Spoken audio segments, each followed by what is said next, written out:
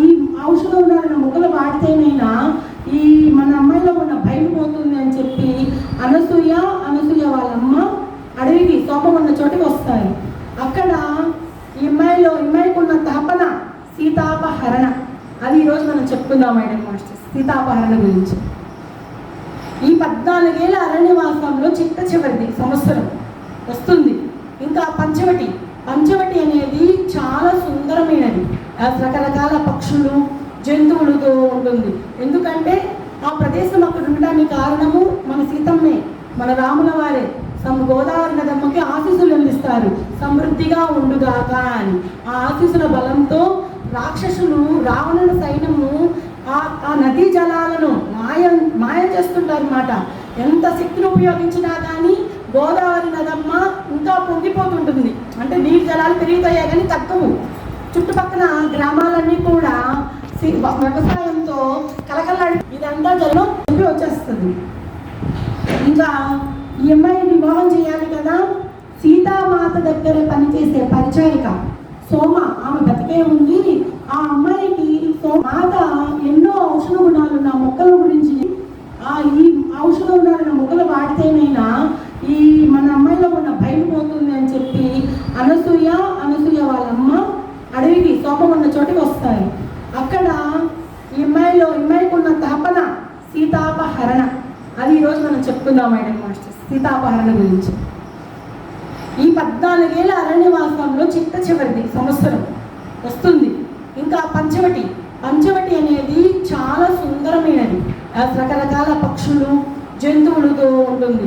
ఎందుకంటే ఆ ప్రదేశం అక్కడ ఉండడానికి కారణము మన సీతమ్మే, మన రాముల వారే గోదావరి నదమ్మకి ఆశీస్సులు అందిస్తారు, సమృద్ధిగా ఉండుగాక అని.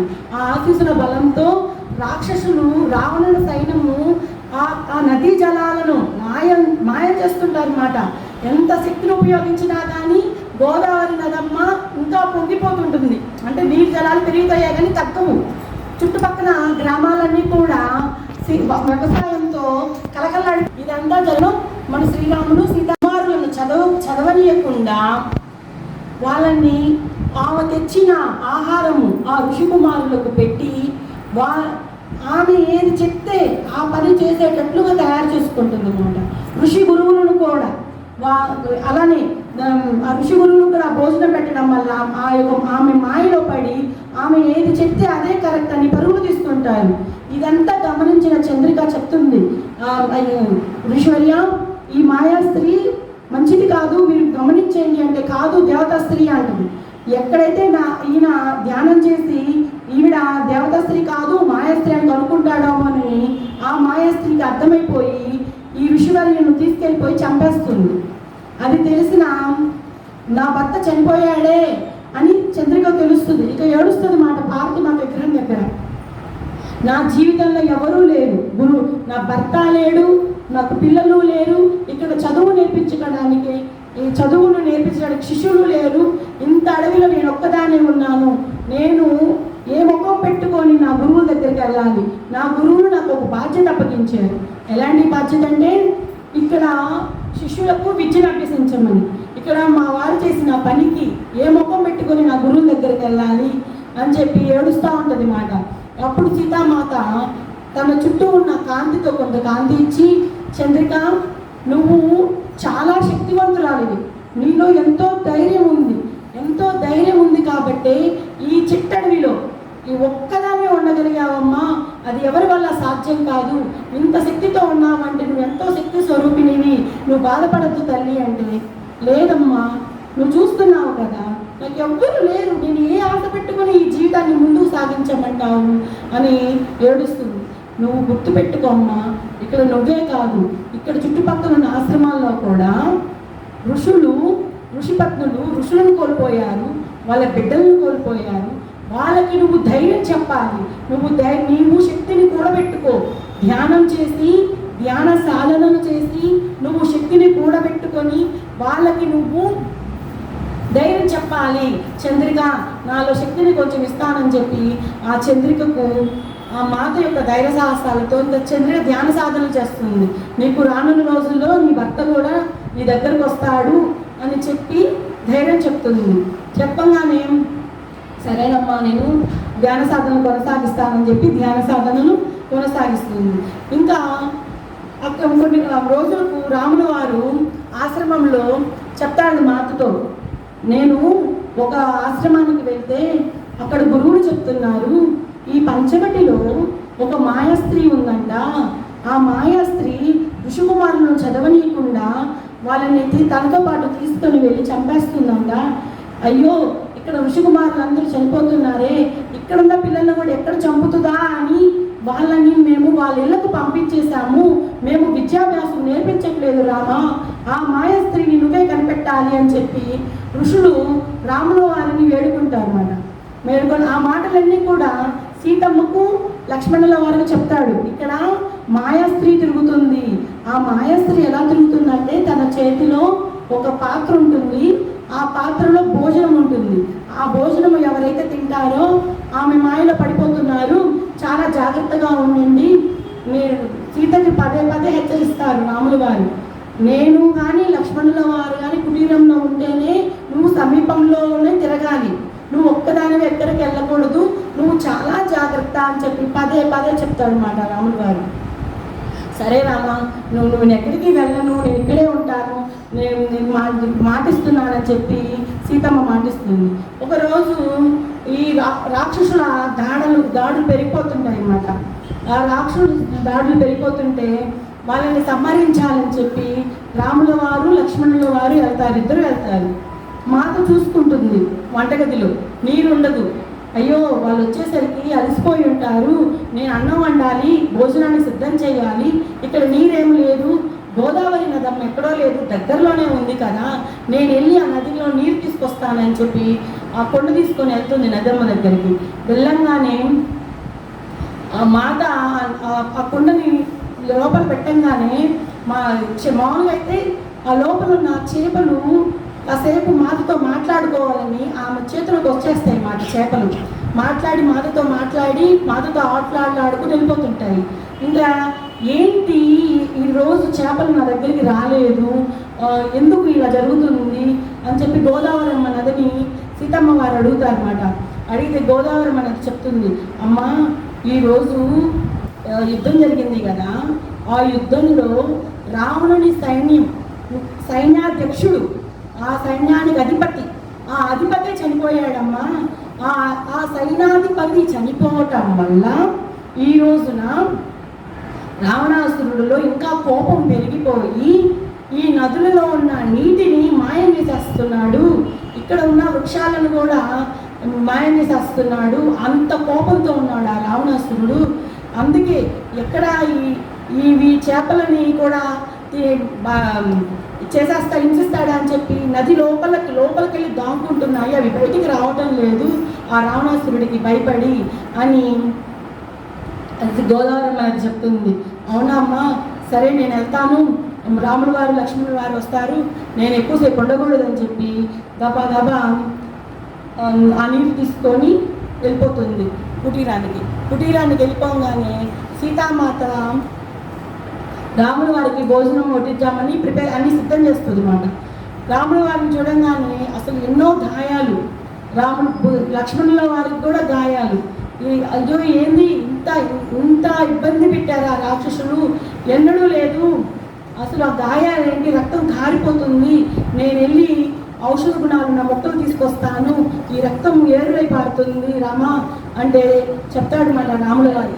ఈరోజు యుద్ధము బీభత్సంగా జరిగింది, అసలు ఎంతోమంది సైన్యము, ఆ సైన్యాన్ని తట్టుకోలేకపోయాము మేమిద్దరము, రావణుని యొక్క సైన్యాధ్యక్షుడు ఆయనే చనిపోయాడు, మనము చాలా జాగ్రత్తగా ఉండాలా, రావణాసురుడికి ఇంకా మన మీద చాలా కోపం పెరిగిపోతుంది, మనం చాలా జాగ్రత్తగా ఉండాలా అని చెప్తుంది. చెప్పగానే సరే సీతమ్మ కూడా సరే నేను కుటీరంలో నుంచి బయటికి రాను, కుటీరంలోనే ఉంటాను, మీరు దాని గురించి పదే చెప్పమాకండి, నేను వింటాను అని చెప్తుంది సీతమ్మ తల్లి. ఇంకా ఈ రావణాసురుడు సైన్యాధ్యక్షుడు చనిపోవటం వల్ల రావణాసురుడు కోపం ఇంకా పెరిగిపోయి ఆ నదులలో ఉన్న నీటిని మొత్తం తోడేస్తాడు. ఆ పక్షి జాతులు కూడా భయపడిపోతాయి. జంతువులు కూడా ఎక్కడ దాముకోవాలో తెలియక అటు ఇటు పరిగెడతా ఉంటాయి. ఈ వాతావరణం అంతా అల్లకొల్లోలమైపోతుంటుంది. ఈ వాతావరణం అంతా చూసి కూడా సీతమ్మ రాములు వారు మనసులో బాధపడతారు. అబ్బా అసలు ఈ భూమాత అంతా దద్దరిల్లిపోతుందండి, ఇలాంటి పరిస్థితిని ఎదుర్కొంటున్నాం మనము. ఈ రావణాసురుడు ఇంత భయంకరమైన విద్యను నేర్చుకున్నాడా అని చెప్పి సీతమ్మ తల్లి చెప్తుంది. ఇంకా ఇలాంటి యుద్ధాలు ఎన్నో చూడాలి మనము అని రాముడు గారు చెప్తుంటారు. ఒకరోజు సీతమ్మకు గోదావరి నదమ్మ పిలుస్తుంది అన్నట్లుగా అనిపిస్తుంది మై డియర్ మాస్టర్స్. అనిపిస్తుంటే రాముల వారు లక్ష్మణుల వారు నిద్రపోతున్నారు కదా, వీళ్ళిద్దరిని మనం ఎందుకు ఇబ్బంది పెట్టడము, నా కూతురు గోదావరి నది ఇక్కడే కదా, వెళ్ళి మాట్లాడొస్తాను అని చెప్పి అక్కడికి మన సీతమ్మ వెళ్తుంది. వెళ్ళంగానే గోదావరి నదప్ప చెప్తుంది, అమ్మ ఇక్కడ చాలా జాగ్రత్తగా ఉండాలి తల్లి, ఈ మాయా స్త్రీ ఇప్పుడే ఇక్కడ ఈ దరిదాపులోనే ఉంది, నువ్వు చాలా జాగ్రత్తగా ఉండాలి అంటుంది. సరేనమ్మా నేను జాగ్రత్తగా ఉంటాను అని మాత వెళ్తుంటుంటే మంచి సుగంధ పరిమళాలు విరసిగే పుష్పాల వాసన వస్తుంది. రాగానే ఇవి నా కూతురు గోదావరి పంపించిందా, ఎంత మంచి సువాసనను వెదజల్లుతున్నాయి అని వెనక్కి తిరిగి చూద్దాం అనుకుంటుంది. వెనక్కి తిరిగి చూద్దాం అనుకునే లోపలే చంద్రిక చెప్తుంది కదా, వాళ్ళ భర్త ఎలా చనిపోయాడు, ఆ స్త్రీ వచ్చేటప్పుడు తనతో పాటు ఒక మంచి వాసన, మంచి సుగంధం మాట, మంచి వాసన, దానితో పాటు ఆ చంద్రిక చేతిలో, ఆ మాయాస్త్రీ చేతిలో ఆ కొండలో భోజనము, ఆ భోజనం తీసుకొని వస్తుంది.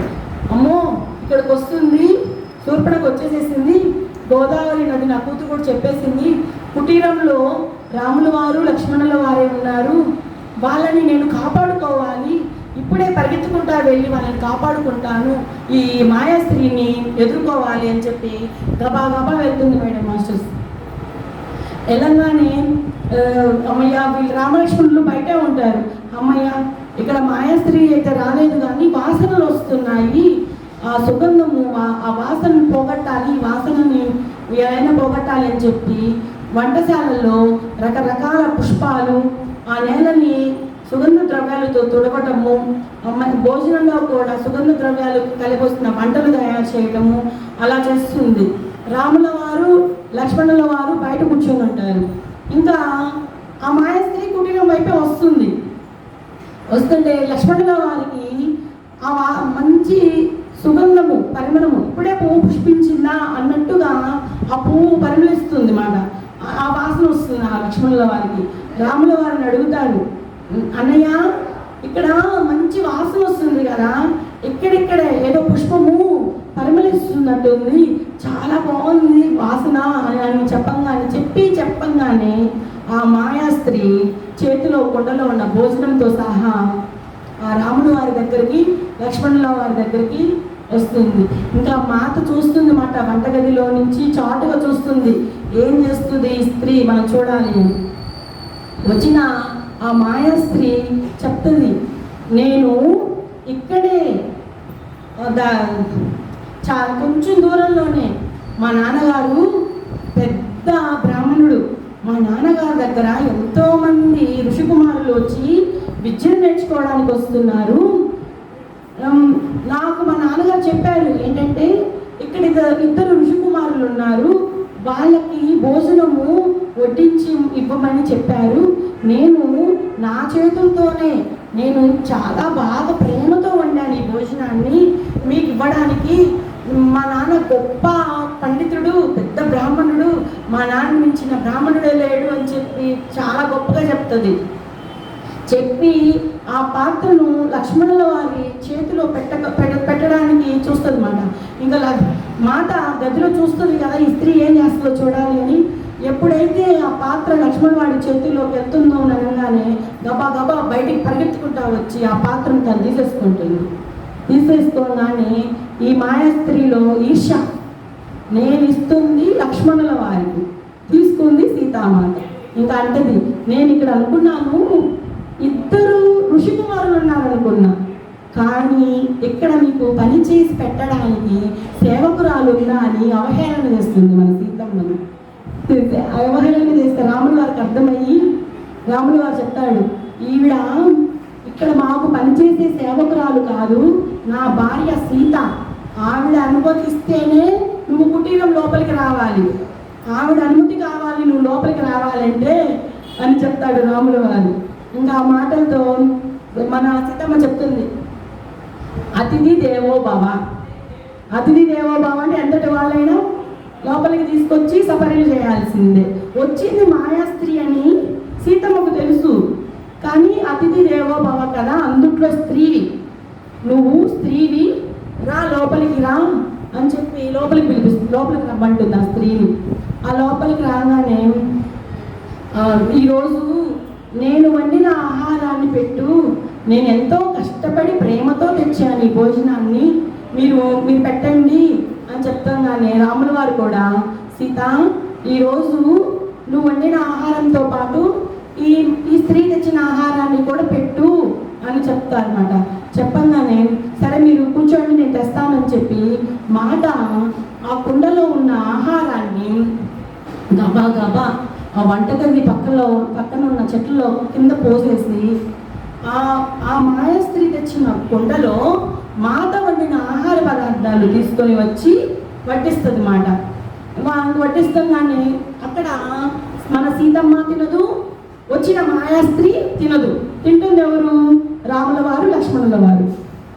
అమ్మయ్యా, వీళ్ళు నా వలలో పడిపోయారు, ఈ భోజనం కానీ తిన్నారు అంటే నేను ఏది చెప్తే అది చేసేస్తారు వీళ్ళు అని చెప్పి రాముల వారి పక్కన కూర్చుంటుంది మాయాస్త్రి. కూర్చోగానే అప్పుడు రాముల వారి పక్కకు జరుగుతారు సీతమ్మ దగ్గరకు. అనుకుంటుంది నా పని రాముల వారి వల్ల కాదు, లక్ష్మణుల వారి వల్ల అయితే అవుతుందని చెప్పి మళ్ళీ లక్ష్మణుల వారి పక్కన కూర్చుంటుంది. ఆవిడ చెయ్యాలి కదా మాయలు, ఆ మాయ ఇచ్చే రాముల వారి వల్ల పని కావట్లేదులే అని లక్ష్మణుల వారి పక్కన కూర్చుంటుంది. కూర్చొని అబ్బా ఎన్నో ప్రశ్నలు నవ్వుతా కబుర్లు సంతోషంగా ఎన్నో ప్రశ్నలు వేసి వాటి సమాధానాలు ఆ ప్రశ్నలకి సమాధానం చెప్పలేక లక్ష్మణుల వారు అలసిపోతాడు మాట. ఇంకా భోజనము పూర్తయినాక, అమ్మా భోజనం కూడా పూర్తయిపోయింది, ఈ ప్రశ్నలు ఇంకా ఆపవా, నేను అలసిపోయాను తల్లి, ఇప్పటికే రాత్రి అయింది, నువ్వు నీ కుటీరానికి వెళ్ళు జాగ్రత్తగా అని చెప్తారు. చెప్పంగానే ఈ అమ్మాయిలో ఈ మాయాస్త్రీలో కోపం పెరిగిపోతుంది. ఎందుకంటే ఈవిడ మాయ చేయాలని చూస్తుంది. ఆ మాయ ప్రభావము రాముల వారి మీద పడటం లేదు, లక్ష్మణుల వారి మీద పడట్లేదు. ఏంది ఎంత మాయ చేసినా మీరు నా వశం కావట్లేదు అని చూస్తుంటే సీతామాత ఒక నవ్వు నవ్వుతుంది. సీతామాత నవ్వంగానే, ఇదంతా నీ పని, నువ్వు చేశావు, నేను తెచ్చిన ఆహారాన్ని నువ్వు వడ్డించలా, నువ్వు వండిన ఆహారాన్ని వడ్డించావు అని అంటుంది. అని కోపంగా అరుస్తుంది మాట ఈ మాయాస్త్రి. అలాగానే సీతమ్మ ఇంకా కోపంగా పెద్దగా, అసలు నువ్వెవరు, నువ్వెందుకు వచ్చావు, ఈ అడవిలో ఎందుకు తిరుగుతున్నావు, నీ వల్ల ఎంత విధ్వంసం జరుగుతుందో తెలుసా, నీ వల్ల ఋషి స్త్రీలు వాళ్ళ భర్తలను కోల్పోతున్నారు, తల్లిదండ్రులు వాళ్ళ పిల్లలను కోల్పోతున్నారు, ఎంతోమందిని చదువుకోనీయకుండా మాయ చేసేస్తున్నావు, నీ లక్ష్యం ఏంటి, నీవు అసలు ఎవరు అని చెప్పి సీతామాత ఎంతో పెద్దగా అరుస్తుంది మాట. ఈ మాయాస్త్రీ అనిన మాటలకు ఇంకా పెద్దగా అరుస్తునేసరికి ఆ మాయాస్త్రి తన నిజ రూపం చూపించి, నేను రావణుని చెల్లెలు శూర్పణఖని, నేను మిమ్మల్ని చంపడానికి వచ్చాను, నువ్వు ముందే కనిపెట్టావు, నేను ముందు నిన్నే చంపుతానని చెప్పి సీతమ్మ మెడకాడికి వచ్చి రెండు చేతులతో పట్టేసుకుని బాగా నొక్కేస్తుంది అన్నమాట. ఆ నొప్పి భరించలేక సీతమ్మ రామా రామా నడుస్తుంది. రాముల వారు ఆ చేతులు తిరిపియాలని పరిగెత్తే లోపలే ఈ లక్ష్మణుల వారు తన దగ్గర ఉన్న కత్తిని విసిరేస్తాడు. విసిరేయగానే తన ముఖం తగిలి ముక్కు ఇరిగిపోతుంది అన్నమాట. ఇంకా రక్తం కారుతూ శపిస్తుంది, నేను ఒక ఋషి స్త్రీని, ఒక రాక్షస స్త్రీని అని తెలిసి కూడా మీరు నా మీద దాడి చేస్తారా, నా మీద ఎవరైతే దాడి చేశారో ఇంతకంటే ఇంత చావుని చవి చూస్తారు అని శాపం పెట్టి వెళ్ళిపోతుంది అన్నమాట. వెళ్ళిపోతుందని రాముల వారు సీతమ్మతో ఆ యొక్క మెడ దగ్గర ఎర్రగా కందిపోయి ఉంటుంది కదా, దాన్ని సర్దుతూ నేను వచ్చిన స్త్రీ మాయా స్త్రీయే అని కనిపెట్టాను సీత, కానీ ఈ మాయా స్త్రీలో ఇంకా ఏం చేయాలనుకుంటుందో చూద్దామని వేచి చూస్తున్నాను. నువ్వు వడ్డించిన ఆహారము నువ్వు తెచ్చిన ఆహారమే నాకు తెలుస్తుంది, కానీ మేము చాలా రుచిగా ఉందని మరింత తిన్నాము. అది నువ్వు వండిన ఆహారమే అని మాకు తెలుసు. ఆ యొక్క మాయా స్త్రీలో ఏమి చేయాలనుకుంటుందో ఇంకా ఏమి చేయాలనుకుందో తెలుసుకుందాం అనుకునే లోపలే ఇంతటి విధ్వంసం చేసింది, నన్ను క్షమించు అని చెప్పి మర్దన చేస్తుంటాడు అన్నమాట. మర్దన చేస్తుంటే సీతామాత బాగా నొప్పితో బాధపడుతూ ఉంటుంది. అది బాగా శ్వాస కూడా ఆడకుండా గట్టిగా పట్టేస్తుంది కదా. బాధపడుతుంటే అప్పుడు లక్ష్మణుల వారు మనము యుద్ధానికి ఆహ్వానం పలుకుదాము రామ అన్నయ్య, ఇంతకంటే ఘోరం చూడాలా మనము? ఆ రావణుడు మనల్ని చంపటానికి వాళ్ళ చెల్లెలను శూర్పణఖను పంపాడు ఇక్కడికి అని అంటాడు. అనగానే రాముల వారు అంటాడు, మనకు సాక్ష్యం ఏది? శూర్పణఖని మనల్ని చంపాడు అనడానికి మనకు సాక్ష్యం ఏది అని రాముల వారు అడుగుతారు. అడగగానే ఆయన ఒక రాక్షస స్త్రీ పట్ల మనం ఏం చేసాము, ఆవిడ దగ్గర ఏం ఆయుధాలు లేవు, ఆవిడ దగ్గర ఎటువంటి ఆయుధం లేకపోయినా నువ్వు కత్తితో దాడి చేశావు, అది ఒక యుద్ధమే, మన దగ్గర సాక్ష్యం లేదు అని రాముల వారు చెప్తాడు. చెప్పగానే సీతామాత అంటుంది, అయ్యో ఆవిడ దగ్గర ఆయుధం లేకపోవటం ఏంటి, ఆవిడ అందం, ఆవిడ క్రూరత్వం, ఆవిడ తెచ్చిన ఆహారం అవన్నీ ఆవిడ ఆయుధాలే అని గట్టిగా చెప్తుంది మాట మన సీతమ్మ. ఆవిడ తెచ్చిన ఆహారమే ఆవిడ ఆయుధం, ఆవిడ తెచ్చిన ఆహారము ఎవరైతే తింటారో వాళ్ళ వశమైపోతున్నారు, ఆవిడ వశము అంటే అదే ఆవిడ ఆయుధము, ఇంతకంటే ఆయుధం కావాలా అని సీతమ్మ చెప్తుంది. అయినా లక్ష్మణుల వారికి పట్టరాని కోపం మాట, నా తల్లి సీతమ్మ మీద దాడి చేస్తుందా, యుద్ధం జరగాల్సిందే, యుద్ధం చేయాల్సిందే అని కోపంతో రగిలిపోతుంటాడు. అప్పుడు సీతమ్మ తల్లి, శాంతించు లక్ష్మణ, చూస్తుండు మనకు రావణాసురుడు వస్తున్నాడు అని అంటుంది. అవునా, నీకు ఎలా తెలుస్తుంది మాత రావణాసురుడు వస్తున్నాడు అని అంటే, చూడు వాతావరణం ఎలా ఉందో, భయంకరంగా ఉంది, ఆకాశం వైపు చూడు, పక్షులు ఎటువైపుకి వెళ్ళాలో అర్థం కావట్లా, ఆ రావణాసురుడు వస్తున్నాడని ఆ వైబ్రేషన్స్కి ఆ పక్షులకు ఎటువైపుకి వెళ్ళాలో కూడా, ఆ పక్షుల గుంపుకి ఎటువైపుకి వెళ్ళాలో కూడా అర్థం కాక పరిగెడుతున్నాయి. ఇక మనతో ఆటలాడుకోవాలి అనుకున్న జంతువులు కూడా మనతో ఉండకుండా మన చెట్లలో దాక్కుంటున్నాయి, పొదల్లో నది కూడా పారిపోతుంది రావణాసురుడు వస్తున్నాడు అని. విపరీతమైన గాలులు, ఈదురుగాలు ఎప్పుడైనా చూసామా మనం? ఇవన్నీ కూడా రావణాసురుడు ఇక్కడికి వస్తున్నాడు అని చెప్పటానికే సంకేతాలు. మనము ఎదురు చూడాలి రావణాసురుడి కోసము, మనం యుద్ధానికి రెడీ అవ్వాలి లక్ష్మణ అని చెప్పి సీతమ్మ చెప్తుంది. సీతమ్మ చెప్పంగానే లక్ష్మణుడు అప్పుడు శాంతిస్తారు, ఈ రావణాసురుడు వస్తున్నాడు, మన సీతమ్మ కూడా చెప్తుంది, ఇక్కడేమో రాముడు కూడా సాక్ష్యం లేదంటున్నాడు యుద్ధం చేయడానికి అని. ఇంకా రాముల వారు సీతమ్మకు ఆ మెడ దగ్గర బాగా మర్దన చేసి, ఇంకా విశ్రాంతి తీసుకో సీత, నువ్వు ఈ రోజంతా విశ్రాంతి తీసుకో అని చెప్పి రాముల వారు సీతామాత ఇద్దరు నిద్రపోతుంటారు అన్నమాట. ఇద్దరు నిద్రపోతుంటే రాముల వారికి సీతమ్మ వారికి ఒక కళ వస్తుంది మేడం మాస్టర్స్. అదేంటంటే, ఈ ఉన్నత లోకాల్లో సాక్షాత్తు నారాయణుడే రాముడని, సాక్షాత్తు నారాయణి లక్ష్మీ స్వరూపియే నారాయణి అని నిరంతరము సాక్షాత్తు నారాయణుడికి నారాయణ నారాయణ అని జపం చేసే భక్తుడు ఒకడున్నాడని, ఆ భక్తుడు అగాధంలో పడిపోతుంటే, ఏదో తప్పు చేస్తేనే ఊర్ధ్వలోకాల్లో నుంచి భూమితో వస్తారు మాస్టర్స్, పడిపోతుంటుంటే అయ్యో నారాయణుడు భక్తుడు నిరంతరము నారాయణ నారాయణి అని చెప్పి నిరంతరము భక్తి గానాలు చేసే నా భక్తుడు ఇలా పడిపోతున్నాడే, ఇతనిని కాపాడాలి అని చెప్పి తన రెండు చేతులు చాపుతున్నట్టు దృశ్యం చూస్తుంది. ఇలాంటి దృశ్యాలు చూడగల శక్తి ఎవరికి ఉంటుందంటే ధ్యానం చేసే వాళ్ళకే మాస్టర్స్. ధ్యానం అంటే శ్వాస మీద ధ్యాస. మనం కూడా ఇలాంటి దృశ్యాలు చూసుకోవచ్చు, పూర్వజన్మ కర్మం కూడా. ఇంకా చూసి అనుకుంటుంది మాట, అయ్యో ఇంకా కళ్ళు తెరిచి అనుకుంటుంది, ఈ నారాయణుడే రాముడా, నారాయణీయే సీతనా, ఆ అగాధంలో పడుతున్న భక్తుడు ఎవరు అని అంతా తన కళలో చూసుకుంటూ సరే అని చెప్పి మరుసటి రోజు వంటగదిలోకి వచ్చి వంట చేస్తుంది మాట.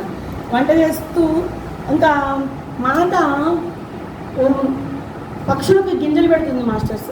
ఉదయాన్నే అక్కడ జంతువులకి పక్షులకి గింజలు వేసే అలవాటు ఉంది. మాత అంటేనే వృక్షాల పట్ల జంతువుల పట్ల ప్రేమ కదా. ఇంకా పక్షులకు గింజలు పెడదాము అని చెప్పి ఆ వంటగదిలో నుంచి తోటలోకి రాగానే 2-3 పక్షులు చనిపోయి ఉంటాయి. అది చూడంగానే మాత విలవలాడిపోతుంది. ఎందుకంటే అక్కడ 3 పక్షులు చనిపోవడానికి గల కారణము మన సీతామాతే. మన సీతామాత శూర్పణఖ తెచ్చిన ఆహారాన్ని ఎక్కడ పడేయాలి తెలియక హడావిడిలో చెట్టు కింద పడేస్తుంది. అక్కడికి వచ్చిన పక్షులు కూడా మన మాత ఇక్కడ మా కోసం ఆహారం వేసింది అని చెప్పి ఆ పక్షులు తింటాయి మాట. ఇంకా అది చూసి ఈ పక్షులు నేను వేసిన ఆహారం తినడానికి వచ్చినవి, నా వల్లే చనిపోయినవి అని చెప్పి ఆ 3 పక్షులను తన చేతిలోకి తీసుకొని ఏడుస్తుంది మాట. ఇది నా వల్లే జరిగింది, నేనే చేశాను ఇలా. నేను హడావిడిలో రాముల వారికి లక్ష్మణుల వారికి ఎక్కడ అపాయం ముంచుకొస్తుందో అన్న హడావిడిలో నేను ఇక్కడ పారబోసాను.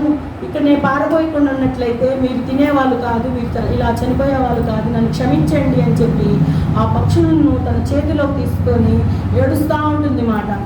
రాముల వారికి సీతమ్మ వారికి మనోబంధం అంటే బంగారు కాంతిదారనమాట. వాటి ద్వారా ఈ దృశ్యాలన్నీ చూసుకుంటారన్నమాట. ఎలా అంటే సీతమ్మ అడవిలో ఉందనుకోండి, ఔషధ గుణాల మొక్కల కోసం వెళ్తుందనుకోండి, రాముల వారు యుద్ధం చేస్తున్నా కానీ పలానా చోట సీతమ్మ ఉంది, పలానా చోట మొక్కలు ఎదుగుతా ఉంది అని రాముల వారికి తెలిసిపోతుంది మాట.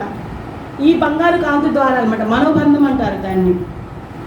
ఈ సీతమ్మకు కూడా రాముల వారు రాక్షసులు యుద్ధం చేసేటప్పుడు గాయాలైనవి, బీభత్సంగా యుద్ధం జరుగుతుంది, ఇలాంటి దృశ్యాలన్నీ కూడా సీతమ్మ కూడా ఈ మనోద్వారాలు బంగారు కాంతి దారాలు అంటారు, మనోబంధం. ఆ బంధం ద్వారా చూస్తుంది. ఒకరికి ఒకలకు చెప్పుకోకపోయినా ఈ బంగారు కాంతి ద్వారాల ద్వారా అన్ని విషయాలు తెలిసిపోతుంటాయి అన్నమాట. ఇంకా మన సీతమ్మ బాగా పెద్దగా ఏడుస్తుంది, అయ్యో నా వల్లే చనిపోయాయి, ఈ 3 పక్షులు నా వల్లే చనిపోయాయి, ఈ పక్షులు చనిపోవడానికి కారణం నేనే అని చెప్పి బాధపడుతుంటే రాముల వారు నిద్రపోతున్న రాముల వారు లేచి, అయ్యో సీత బాధపడిపోతుంది అని చెప్పి గబా లేచి ఆ చెట్టు కాడికి వస్తారు. చూడంగానే చేతిలో 3 పక్షులు ఉంటాయి. సీత, నువ్వు 3 పక్షులు చనిపోయాయనని బాధపడుతున్నావు, ఆలోచించు. నువ్వు ఆ ఆహారాన్ని ఇక్కడ పడేయకుండా మాకే కానీ వడ్డించినట్లయితే ఈ రోజున రాముల వారు లక్ష్మణుల వారు బతికే వాళ్ళేనా?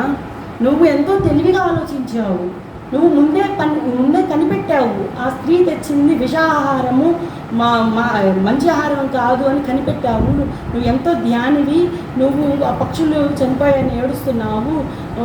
ఆ స్థానంలో మేము ఉండాల్సింది, ఆ పక్షుల స్థానంలో రాముల వారు లక్ష్మణుల వారు ఉండాల్సింది. సీత, నువ్వు చాలా తెలివిగా చాలా చాకచక్యంగా తప్పించావు అని చెప్పి ఓదార్చుతాడు మాట. అయినా సీతామాత దుఃఖిస్తుంది. రామయ్య తండ్రి, ఈ పక్షులు చనిపోయాయి అంటే నేనే కారణం కదా అని ఏడుస్తూ తన తండ్రి గారైన జనక మహారాజు గారిని గుర్తు తెచ్చుకుంటుంది. ఎందుకంటే జనక మహారాజు అంటే చాలా ప్రేమ కదా, ఆయనన్నా గుర్తు తెచ్చుకుంటే ఈ బాధను తప్పించుకోవచ్చు అని ఆ తండ్రి గారిని గుర్తు తెచ్చుకుంటుంది.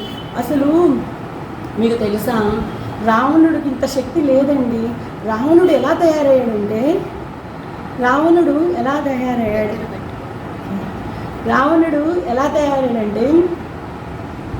మన ఋషుల మనసుల లోపలకు చేరి వాళ్ళ ఆలోచనలు కనిపెట్టగల సామర్థ్యము, వాళ్ళ మంత్రాలను తిప్పగట్టగల సామర్థ్యము, అంత సామర్థ్యం నేర్చుకున్నాడు. నేను నా చిన్నతనంలో రావణాసురుని చూశాను, మిథిలా రాజ్యంలో రావణాసురుని చూశాను. ఆ రావణాసురుడికి ఇంత శక్తి లేదు. ఇప్పుడు ఎంత శక్తివంతుడయ్యాడు అంటే, మనం ఏదైనా మంత్రం ఉచ్చరించాము అంటే ఆ మంత్రాన్ని తిప్పగొడుతున్నాడు. ఎంత శక్తివంతుడయ్యాడు. ఒకప్పుడు మా నాన్నగారి దగ్గరికి వచ్చాడు రావణాసురుడు. వచ్చి మహాదేవుని విల్లు అడిగాడు. అడిగితే మా నాన్న, ఇవ్వను, మేము రాజ్యాలను విస్తరించడానికి కాదు, మేము ఈ మహాదేవుని విల్లుని పూజించడానికి ఉంచుకున్నాము, మేము ఎవరికి ఇయ్యము, ఈ మహాదేవుని విల్లు పవిత్రమైనది అంటే నువ్వు ఇచ్చేది ఏంది, నేనే తీసుకొని వెళ్తాను అని తీసుకెళ్ళిపోతే అది రాక అతనికిలో ఇంకా అహంకారం పెరిగి, నేను ఇంకా సాధనలు చేసి నీ మీద కక్ష సాధిస్తాను అని అన్నాడు మా నాన్నని. అప్పుడు ఆ మాటలు అంటున్నప్పుడు మా నాన్నగారు జనక మహారాజు గారు, నేను చిన్నదాన్ని, నన్ను నా పక్కన పెట్టుకున్నాడు. ఆ రావణుడు కక్ష సాధిస్తాను అన్నాడు. అప్పుడు మా నాన్న చెప్తున్నాడు, కక్ష సాధించే సమయం వస్తే సాధించుకుందులే అని అన్నాడు మా నాన్న. నాకు ఇప్పుడు ఆ మాటలు గుర్తుకొస్తున్నాయి. నిజమే కదా, ఆ రావణాసురుడు వస్తున్నాడు, కక్ష సాధించుకునే సమయం వచ్చింది రామా అంటే ఇంకా బాధపడుతుంది మాట. అంటే ఆ రావణాసురుడు వచ్చేస్తున్నాడు.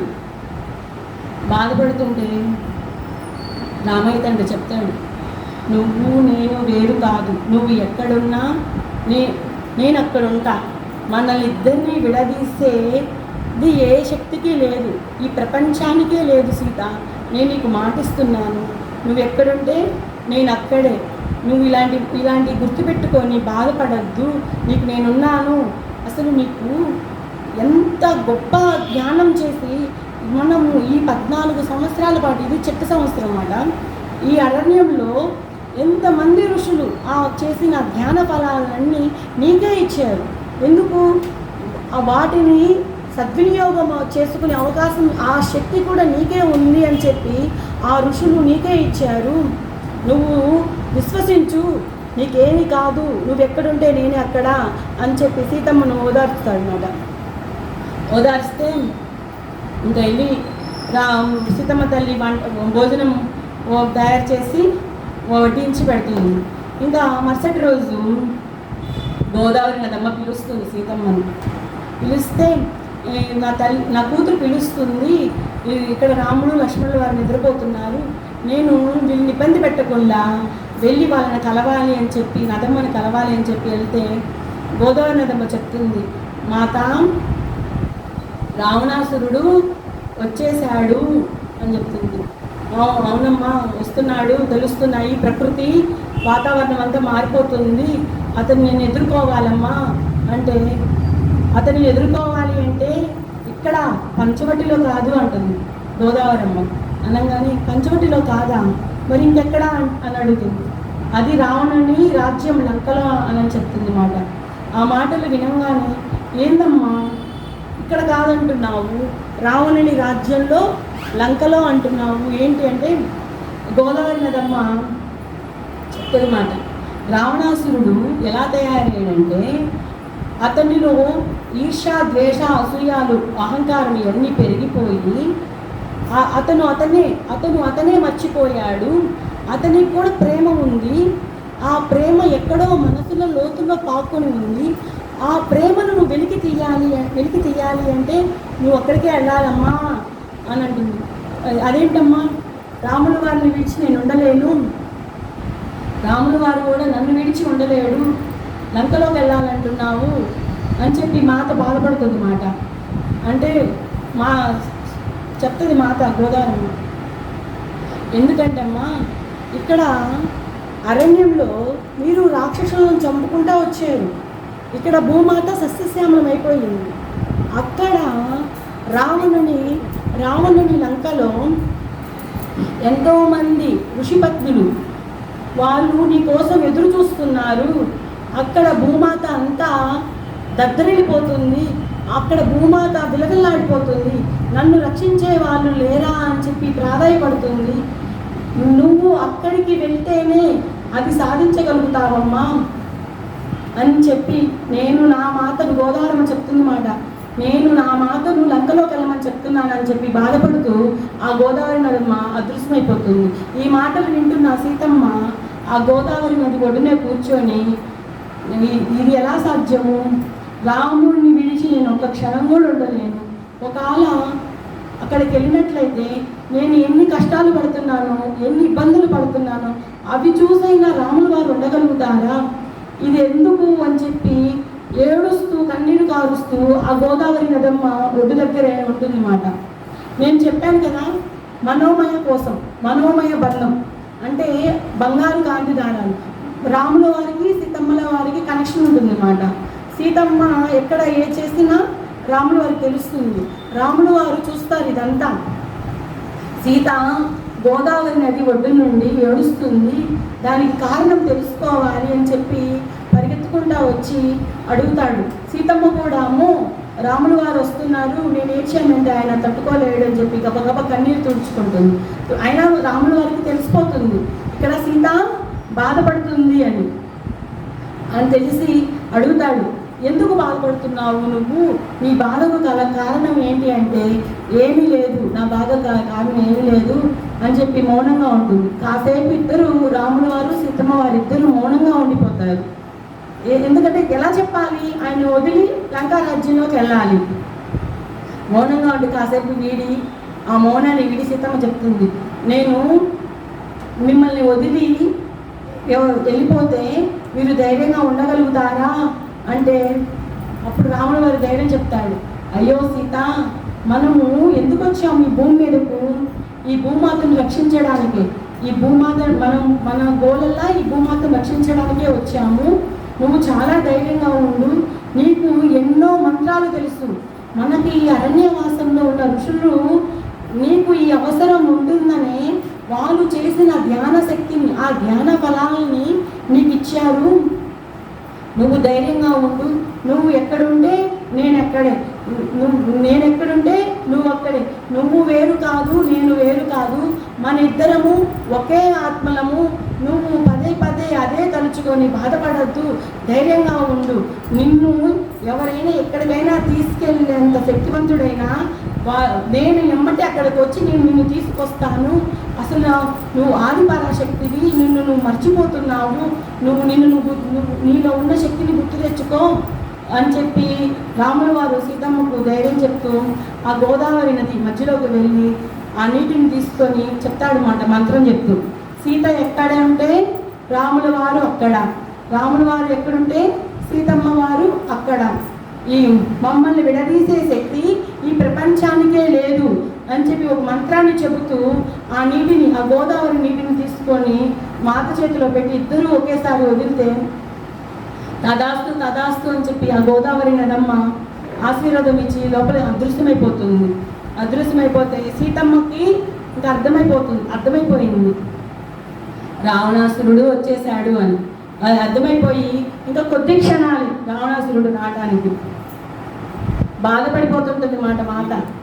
నేను ఇక్కడి నుంచి వెళ్ళిపోవా సమయం వచ్చింది రాముడిని వదిలిపెట్టి అని చెప్పి ఆమె బాధపడుతుంటే రాముల వారు సీతమ్మని ఆనందపరచాలని ఈ నిధులలో మనము బంగారు లేళ్ళతో ఆడుకున్నాం కదా, ఆ లేడి ఇక్కడే ఉంది చూడు అని అంటాడు. చూడు అంటే సీతమ్మ అంటుంది, ఏది ఎక్కడ, ఇక్కడ ఏమీ లేదు, నువ్వు మాయలో పడ్డావేమో అని చెప్పి సీతమ్మ చెప్తుంది. కాదు, నీకు జంతువులతో ఆడుకోవాలంటే చాలా ఇష్టం కదా, నేను వెళ్ళి నీకు ఆ బంగారు లేడిని తీసుకొస్తాను అని చెప్పి తన విల్లుని తీసుకొని బయలుదేరిపోతాడు అన్నమాట. సీతమ్మ తల్లేమో లేదు ఇలా వెళ్ళడానికి వీలు లేదు అని చెప్పడానికి చూస్తుంటే నోరు రాదు, ఆపడానికి అని పరిగెత్తాలని చూస్తుంటే కాళ్ళు కదలము, ఆగిపోతుంది మాట.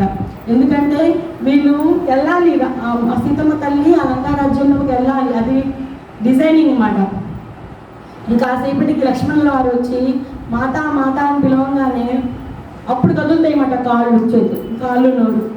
అడుగుతాడు, రామయ్య ఏడి, మా అన్నయ్య ఏడి అంటే బంగారు లేడిని తీసుకురావడానికి అని వెళ్ళాడు అని అంటే, అవునా సరే మాత, ఇక్కడ చాలా పరిస్థితులు ఏం బాగలేవు, నేను ఇక్కడే ఈ కుటీరం దగ్గరే ఉంటాను, నేను ఎక్కడికి వెళ్ళను, మీకు కాపలాగా ఉంటాను అని అంటే, అవును ఎక్కడికి వెళ్ళొద్దు ఇక్కడే ఉండు అని సీతమ్మ చెప్తుంది.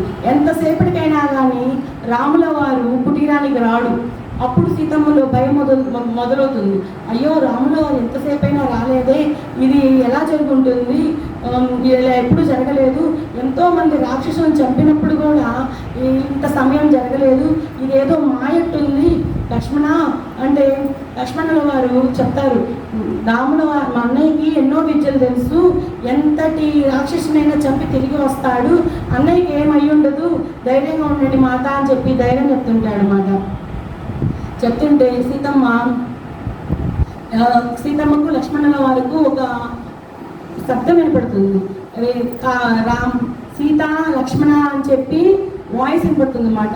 వినపడంగానే అయ్యో రాముల వారికి ఏదో అయ్యింది, లేకపోతే వీళ్ళు అపాయ స్థితిలో ఉంటేనే కదా రాముల వారు అరిసింది, లక్ష్మణ వెళ్ళి చూడు అని చెప్పంగానే ఇలా జరుగుంటదు రాముల వారికి, అయినా కానీ సమయము అయ్యింది కదా నేను వెళ్తాను అని చెప్పి లక్ష్మణుల వారు కూడా రాముల వారిని తీసుకురావడానికి అని చెప్పి తన విల్లును తీసుకొని వెళ్ళిపోతారు అన్నమాట. మళ్ళీ సీతమ్మకు గుండెల్లో భయం ఏంటంటే, ఇప్పుడు నేను ఒక్కదాన్ని కుటీరంలో ఉండకూడదు, రావణాసురుడు వచ్చేస్తున్నాడు, లేదు లేదు నన్ను కూడా నీతో పాటు తీసుకెళ్ళు, నేను ఒంటరి ఈ కుటీరంలో ఉండను, నన్ను కూడా తీసుకెళ్ళు అని చెప్పి అందాం అనుకుంటే నోటంట మాట రాదు, కాళ్ళు కదలవు, అక్కడే ఆగిపోతుంది మాట సీతమ్మ. అంత గొప్ప ధ్యానం అండి. అసలు ఆగిపోగానే ఇదంతా జరగాలి, సీతమ్మ దగ్గర రాజ్యంలోకి వెళ్ళాలంటే ఇదంతా జరగాలి. ఇంకా రాముల వారు లేరు, కుటీరంలో రాముల వారు లేరు, లక్ష్మణుల వారు లేరు. ఇంకా ఈ రావణుడు భిక్షాటనకై వచ్చిన సాధువులా వచ్చి భవతి భిక్షాందేహి అని అడుగుతాడు. సీతమ్మ ఆ కిటికీలో నుంచి చూస్తుంది, వచ్చింది రావణుడు సాధువు వేషంలో వచ్చాడు, భిక్షపాత్ర తీసుకొని నేను వెళ్ళి ఈ యొక్క పనులు వేద్దాము అని మాతకు కూడా తెలుసు, నేను లంకారాజ్యంలోకి వెళ్ళాలి, భూమాతను రక్షించాలి. మాత గట్టిగా చెప్తుంది మాట, నేను ఈ రోజున ఇక్కడి నుంచి వెళ్తున్నాను అంటే నా తల్లి భూమాతను కాపాడడానికే నేను వెళ్తున్నాను ఈ లంకారాజ్యంలోకి అంటూ ఆ పాత్రలో పళ్ళేస్తుంది మై డియర్ మాస్టర్స్. ఆ తల్లి ఎప్పుడైతే ఆ మాట అనగానే రావణాసురుడు చేపట్టుకుంటాడు కదా, ఆ యొక్క వైబ్రేషన్కి రాముల వారికి సీతమ్మ వారికి మనోబంధం బంగారు కాంతి దారాలు.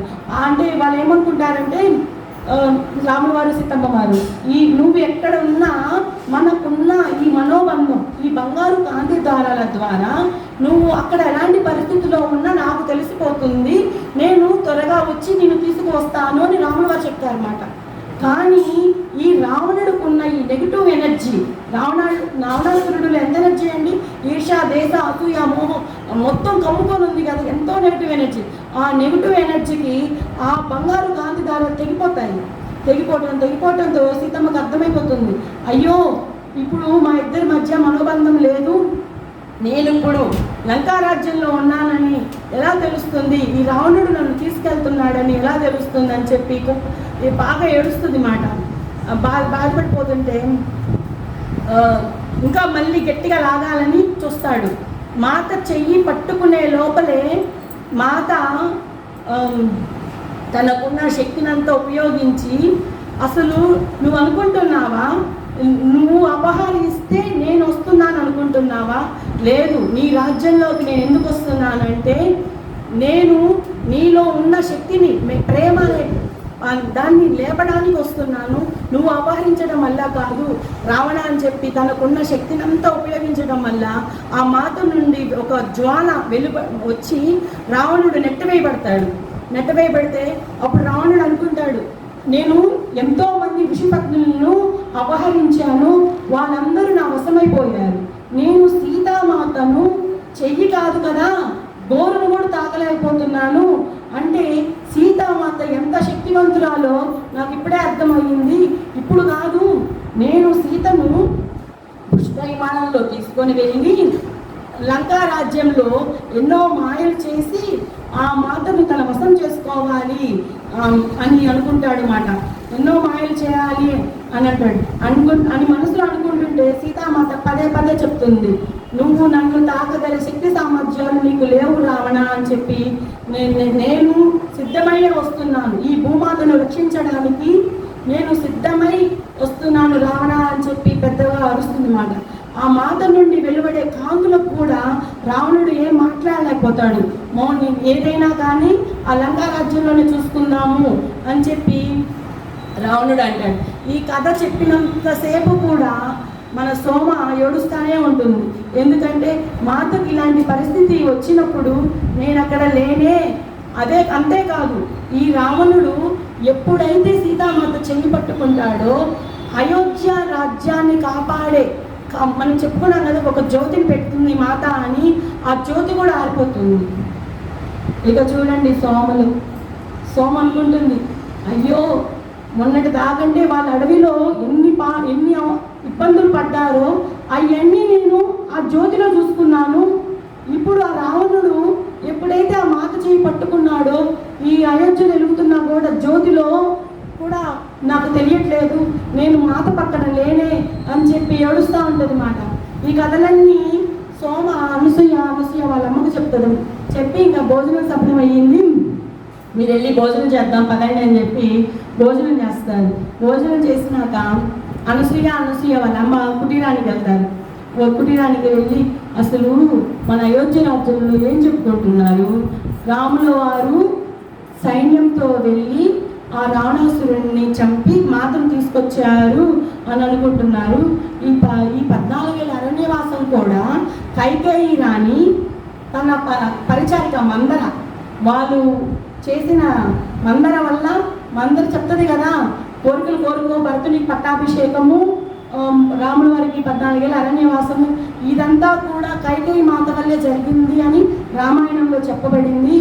కానీ మనకు ఈ రోజున అసలు ఈ 14 ఏళ్ళ అరణ్యవాసము అంటే భూమాతను రక్షించడానికే. ఈ యొక్క గ్రంథాలను, ఈ బోధన గ్రంథాలను కాపాడడానికి రామ లక్ష్మణ సీతలు ఎంతో త్యాగం చేశారు, ఎన్నో ఇబ్బందులు పడ్డారు.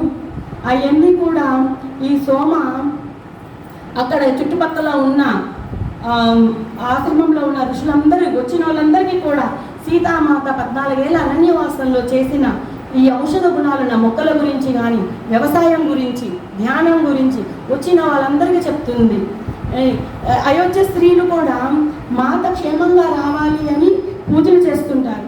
సోమలో ఒకటే దిగులు, ఎందుకంటే ఆ జ్యోతి ఆరిపోయింది, సీతమ్మ తల్లి రావణలంకలోకి వెళ్ళిపోయింది, ఏం జరుగుతుంది అని చెప్పి ఈ సోమ బాధపడతా ఉంటుంది మాట. ఈ బాధను తట్టుకోలేక ఆ సరియు నది దగ్గరికే వచ్చి, అయోధ్య స్త్రీలు ఉన్నారు కదండి, వాళ్ళు ఎప్పుడు నిరంతరము రామసీత లక్ష్మణులు క్షేమంగా రావాలని వాన లేకుండా ఎండా లేకుండా నిరంతరం పూజలు చేస్తున్నారు. వాళ్ళతో పాటు పూజలు చేస్తుంది. మిగతా కథలన్నీ మనకు ఎలా తెలుస్తాయంటే, హనుమంతుల వారు మన మాత లంకారాజ్యంలో ఉన్నప్పుడు ఎలాంటి ఇబ్బందులు ఎదుర్కొందో అవన్నీ కూడా హనుమంతుల వారు సోమకు చెబితే, సోమ ఇక్కడ ఋషి ఆశ్రమంలో ఉన్న ఋషికుమారులకు వచ్చిన వాళ్ళందరికీ కూడా సీతామాత యొక్క గొప్పతనము, ఈ రావణలంకలో ఎన్ని మాయలు చేసినా ఎదుర్కొని అన్నీ కూడా చాలా చక్కగా వివరిస్తుంది. ఇంకా మన అనసూయ అడుగుతుంది, మరి సీతమ్మను అపహరించాడు కదా, అప్పుడు రావణుడు ఏం చేశాడు అని అడుగుతుంది.